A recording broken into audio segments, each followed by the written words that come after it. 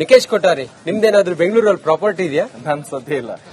ನಿಕೇಶ್, ಏನ್ ಕೇಳಿದ್ರೆ ಜಿಬಿಎ ಮತ್ತೆ ಬೆಂಗಳೂರು ನಗರಾಭಿವೃದ್ಧಿ ಸಚಿವರು ನಿಮ್ದೇನಾದ್ರೂ ಪ್ರಾಪರ್ಟಿ ಇದ್ದು ನೀವದನ್ನ ಸ್ವಚ್ಛವಾಗಿ ಇಟ್ಕೊಂಡಿಲ್ಲ ಅಂತ ಹೇಳಿದ್ರೆ ಆಗಸ್ಟ್ 15ನೇ ತಾರೀಕಿನ ಒಳಗಡೆ ಈ ರೂಲ್ಸ್ ಎಲ್ರಿಗೂ ಅಪ್ಲೈ ಆಗುತ್ತೆ, ಫೈನ್ ಹಾಕ್ತಾರೆ. ಸರ್ಕಾರಿ ಜಾಗಗಳು ಪಬ್ಲಿಕ್ ಪ್ರಾಪರ್ಟಿಯಲ್ಲಿ ಗಬ್ಬೆದ್ದು ನಾರ್ತಾ ಇದ್ರು ತೊಂದರೆ ಇಲ್ಲ. ನಿಮ್ಮ ಜಾಗ ಇದ್ದು ನಿಮ್ ಜಾಗವನ್ನ ನೀವು ಸ್ವಚ್ಛಗೊಳಿಸಿಲ್ಲ ಅಂತ ಹೇಳಿದ್ರೆ ನಿಮಗೆ ದಂಡವನ್ನ ವಿಧಿಸುವಂತ ಕಾನೂನಿದು.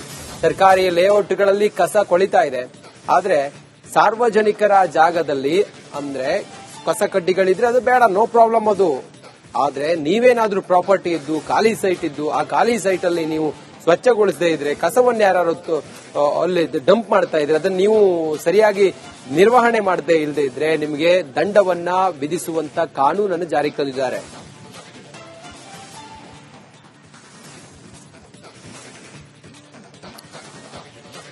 ರಂಜಿತ್, ಇದು ವಿಪರ್ಯಾಸನೋ ದುರಂತನೋ ಅಥವಾ ಸರ್ಕಾರದ ಡಬಲ್ ಸ್ಟ್ಯಾಂಡರ್ಡೋ ಗೊತ್ತಿಲ್ಲ.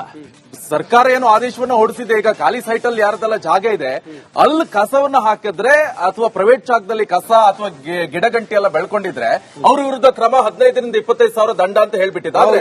ಸರ್ಕಾರ ಏನ್ ನಿರ್ವಹಣೆ ಮಾಡ್ತಾ ಇದೆಯಲ್ಲ, ಈ ಪಾರ್ಕ್ ಇರ್ಬೋದು ಅಥವಾ ಸರ್ಕಾರದ ಜಾಗಗಳಂತ ಇದೆಯಲ್ವಾ, ಅಲ್ಲೆಲ್ಲ ನೋಡಿದ್ರೆ ಕಸ ಕಡ್ಡಿ ಗಿಡಗಂಟಿ ಎಲ್ಲ ಬೆಳ್ಕೊಂಡಿದೆ. ಹಾಗಾದ್ರೆ ಸರ್ಕಾರಕ್ಕೆ ಯಾರು ಫೈನ್ ಹಾಕ್ತಾರೆ? ಇದು ಡಬಲ್ ಸ್ಟ್ಯಾಂಡರ್ಡ್ ಏನಂತ ಗೊತ್ತಾಗ್ತಿಲ್ಲ. ಹಾಗಾದ್ರೆ ಅದೆಲ್ಲದ್ರ ಬಗ್ಗೆ ಒಂದು ಸಂಪೂರ್ಣ ವರದಿ ಇದೆ, ಬನ್ನಿ ನೋಡ್ಕೊಂಡು ಬರೋಣ. ನಿಮ್ಮದು ಒಂದು ಅಳಿಲು ಸೇವೆ. ಬೆಂಗಳೂರಿಗೆ ಪಬ್ಲಿಕ್ ಜಾಗ ನಾವು ಕ್ಲೀನ್ ಮಾಡ್ತೀವಿ, ನಿಮ್ಮ ಸ್ವಂತ ಸೈಟ್ ಅನ್ನ ದಯವಿಟ್ಟು ನೀವು ಕ್ಲೀನ್ ಮಾಡ್ಕೊಳ್ಳಿ.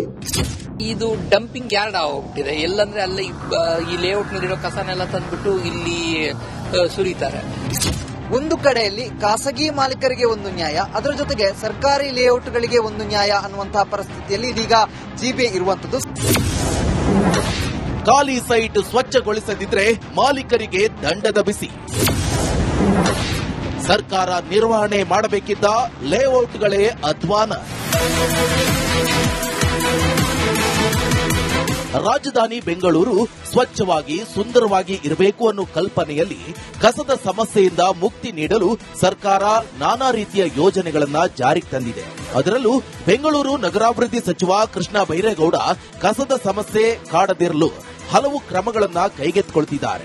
ಇದರ ಭಾಗವಾಗಿ ಕಟ್ಟಡ ತ್ಯಾಜ್ಯದಿಂದ ಸಂಪೂರ್ಣ ಸ್ವಾತಂತ್ರ್ಯ ಅನ್ನೋ ಕಾರ್ಯಕ್ರಮಕ್ಕೆ ಆಗಸ್ಟ್ 1ರಂದು ಸರ್ಕಾರ ಚಾಲನೆ ನೀಡಿತ್ತು. ಜಸ್ಟ್ ಕ್ಲೀನ್ ಬೆಂಗಳೂರು ಎನ್ನುವಂತಹ ಕಲ್ಪನೆಯಲ್ಲಿ ಖಾಲಿ ಸೈಟ್ ಕ್ಲೀನ್ ಮಾಡಲು ಆರಂಭಿಸಿದ್ರು. ಖಾಲಿಯಾಗಿರುವ ನಿಮ್ಮ ಸೈಟ್ಗಳನ್ನ ಸ್ವಚ್ಛಗೊಳಿಸಿ ಅಂತ ಮಾಲೀಕರಿಗೆ ಜಿಬಿಎ ಅಧಿಕಾರಿಗಳು ಆಗಸ್ಟ್ 15ರವರೆಗೆ ಸಮಯ ಕೊಟ್ಟಿದ್ರು. ಒಂದ್ ವೇಳೆ ಸೈಟ್ ಸ್ವಚ್ಛ ಮಾಡದಿದ್ರೆ ದಂಡ ಹಾಕುವ ಎಚ್ಚರಿಕೆ ನೀಡಿದ್ರು. ಸರ್ಕಾರದಿಂದ ಸೈಟ್ ಬೇಕು ಅಂತ ಅವ್ರು ತೆಗೆದುಕೊಂಡ್ಮೇಲೆ, ಸರ್ಕಾರದಿಂದ ಅಲಾಟ್ಮೆಂಟ್ ಮಾಡಿದ್ಮೇಲೆ ಸಿಐಟಿಬಿ ಇರ್ಬೋದು, ಬಿಡಿಎ ಇರ್ಬೋದು, ಒಂದು ಸೊಸೈಟಿ ಇರ್ಬೋದು, ಎಲ್ಲೇ ಆಗಲಿ ತೆಗೆದುಕೊಂಡ್ಕೊಂಡ್ಮೇಲೆ ಅವ್ರು ಕಟ್ಟಬೇಕಾದ ಅವರ ಡ್ಯೂಟಿ. ಅದಕ್ಕೆ ನಾವು ಅವರೆಲ್ಲ ಕಾಂಪೌಂಡ್ ಹಾಕೊಳ್ದೆ ಹೋದ್ರೆ, ಬರೀ ಕಸ ಹಾಕೊಂಡು ಕೂತ್ಕೊಂಡ್ರೆ ಯಾರೋ ಕಸ ಹಾಕ್ಬಿಡ್ತಾರೆ, ಅವ್ರು ಹಾಕ್ತಾ ಇರ್ಬೋದು, ಅವ್ರ ಜಾಗ ಅವ್ರು ಕಸ ಹಾಕ್ತಾ ಇರ್ಬೋದು. ಅದನ್ನು ರಕ್ಷಣೆ ಮಾಡ್ಕೋಬೇಕಾದ್ದು, ಅವ್ರ ಆಸ್ತಿಗಳನ್ನ ರಕ್ಷಣೆ ಮಾಡ್ಕೊಳ್ಬೇಕಾದ್ದು. ತಮ್ಮ ಖಾಲಿ ನಿವೇಶನವನ್ನ ದಯವಿಟ್ಟು ತಾವೇ ಸ್ವಚ್ಛ ಮಾಡಿಕೊಂಡು, ನಿಮ್ಮದು ಒಂದು ಅಳಿಲು ಸೇವೆ. ಬೆಂಗಳೂರಿಗೆ ಪಬ್ಲಿಕ್ ಜಾಗ ನಾವು ಕ್ಲೀನ್ ಮಾಡ್ತೀವಿ, ನಿಮ್ಮ ಸ್ವಂತ ಸೈಟ್ ಅನ್ನ ದಯವಿಟ್ಟು ನೀವು ಕ್ಲೀನ್ ಮಾಡ್ಕೊಳ್ಳಿ. ಇದೊಂದು ಬೆಂಗಳೂರಿಗೆ ತಮ್ಮ ಒಂದು ಸಣ್ಣ ಕೊಡುಗೆ. ನಿಮ್ಮನ್ನೇನು ನಾವು ರೋಡ್ ಕ್ಲೀನ್ ಮಾಡಕ್ ಕೇಳ್ತಾ ಇಲ್ಲ, ರೋಡ್ ನಾವೇ ಕ್ಲೀನ್ ಮಾಡ್ತೀವಿ.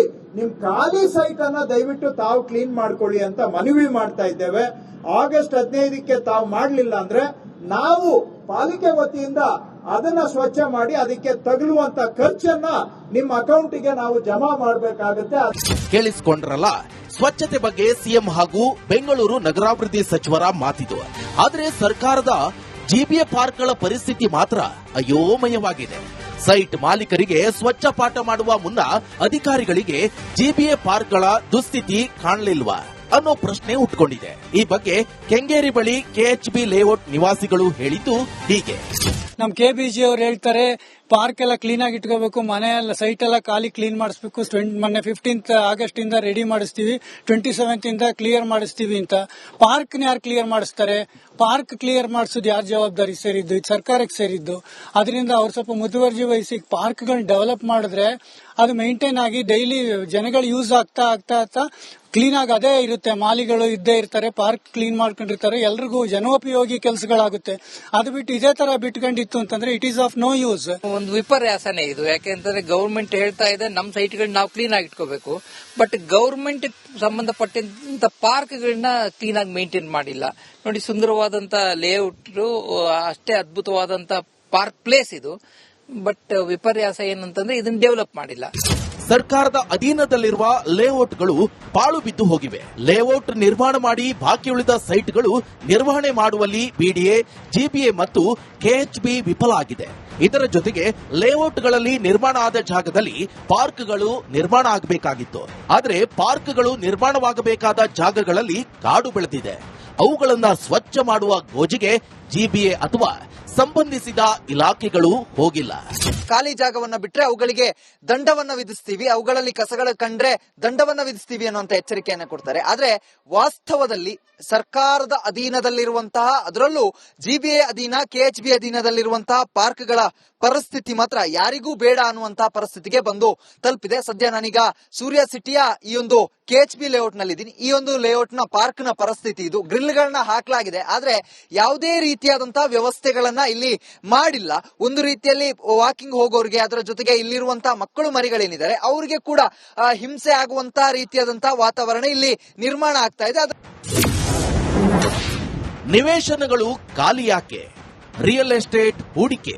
ಖಾಲಿ ಸೈಟ್ಗಳು ಸ್ವಚ್ಛತೆ ಇಲ್ಲದೆ ಕೂಡಿವೆ. ಇದಕ್ಕೆ ಕಾರಣ ಮೂಲ ಸೌಕರ್ಯಗಳ ಕೊರತೆ, ಕುಡಿಯುವ ನೀರು, ಚರಂಡಿ ವ್ಯವಸ್ಥೆ, ರಸ್ತೆಗಳು ಮತ್ತು ವಿದ್ಯುತ್ ಸಂಪರ್ಕ ಇಲ್ಲದೆ ಇರುವುದು. ಅಲ್ಲದೆ ರಿಯಲ್ ಎಸ್ಟೇಟ್ ಹೂಡಿಕೆ ಕಾರಣವಾಗಿದೆ. ಕೆಲವು ಹಂಚಿಕೆದಾರರು ತಾವೇ ವಾಸಿಸುವ ಉದ್ದೇಶ ಇರಲ್ಲ, ಕೇವಲ ಭವಿಷ್ಯದ ಹೂಡಿಕೆಗಾಗಿ ಸೈಟ್ ಪಡೆದಿರುತ್ತಾರೆ. ಬೆಲೆ ಹೆಚ್ಚಾದಾಗ ಮಾರಾಟ ಮಾಡಿ ಲಾಭ ಗಳಿಸುವ ಪ್ಲಾನ್ ಮಾಡಿಕೊಂಡಿರ್ತಾರೆ. ಖಾಸಗಿ ಸೈಟ್ಗಳನ್ನ ಸ್ವಚ್ಛ ಮಾಡಿಕೊಳ್ಳಿ ಅಂತ ಹೇಳುವ ಮುನ್ನ ಸರ್ಕಾರ ತನ್ನ ಲೇಔಟ್ಗಳನ್ನ ಸ್ವಚ್ಛವಾಗಿ ಇರಿಸಿಕೊಳ್ಳಬೇಕಿದೆ. ತಾವೇ ಬೆಳೆಸಿದ ಪಾರ್ಕ್ಗಳಾಗಿರ್ಬೋದು, ಲೇಔಟ್ಗಳಾಗಿರ್ಬೋದು, ಅವುಗಳಲ್ಲಿ ಖಾಲಿ ಜಾಗಗಳನ್ನ ಬಿಟ್ಟು ಅವುಗಳಲ್ಲಿ ಲೇಔಟ್ ನಿರ್ಮಾಣ ಆಗಬೇಕಾಗಿದ್ರೆ ಹಾಕಿದಂತಹ ತ್ಯಾಜ್ಯಗಳನ್ನ ಇನ್ನೂ ಕೂಡ ತೆರವು ಮಾಡದೆ ವಿಳಂಬ ನೀತಿಯನ್ನ ಮಾಡ್ತಾ ಇರುವಂತದ್ದು ಎಷ್ಟರ ಮಟ್ಟಿಗೆ ಸರಿ ಅಂತ ಇಲ್ಲಿನ ಸ್ಥಳೀಯ ನಿವಾಸಿಗಳು ಮತ್ತೆ ಲೇಔಟ್ನ ನಿವಾಸಿಗಳು ಪ್ರಶ್ನಿಸ್ತಾ ಇರುವಂತದ್ದು. ಕ್ಯಾಮರಾ ಪರ್ಸನ್ ಮಂಜುನಾಥ್ ಜೊತೆಗೆ ಚರಣ್, ರಿಪಬ್ಲಿಕ್ ಕನ್ನಡ, ಬೆಂಗಳೂರು.